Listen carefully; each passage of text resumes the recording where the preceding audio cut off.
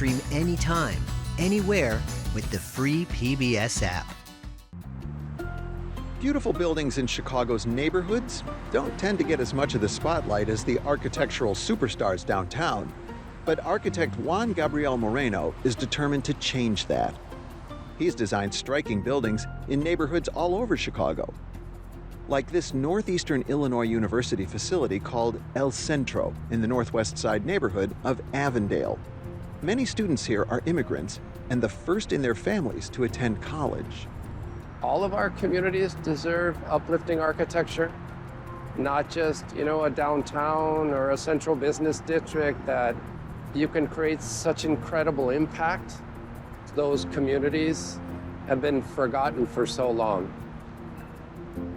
El Centro might cause some distracted driving on the Kennedy Expressway, but Juan says it's in that time-honored Chicago tradition. Form follows function. Like, that's the highway right there. What did you think when you first saw this site? Candidly, I thought this is the only place it should be built. Oh. Yeah. It's a place where the expressway bulges, right?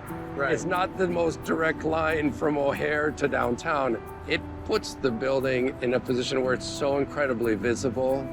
Also, because of those numbers of the expressway and 500,000 people coming in every morning, 500,000 going out, that's a captive audience that we didn't want to ignore. And it's shamelessly this idea that the building is a billboard.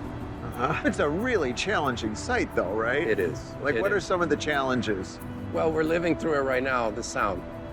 To put a learning institution next to an expressway, not probably where you wanted to start out. So what did you do to address the sound? Well, the acoustics were the biggest issue. And so you can look at even the bass and the way that the bass is canted. Yeah, it slants inward there. That geometry works to our advantage because the sound hits it and goes into the earth. So it reflects the sound. It reflects the sound instead of projecting it upward. So the earth becomes our friend at that point. It doesn't send the sound upwards. And then you put a hallway kind of as a buffer on the inside, right? Yeah, and if you put the corridor on the outside, that becomes a sound buffer. And so when you go in the classrooms, you cannot hear the noise whatsoever. And so you're not compromising the learning experience whatsoever.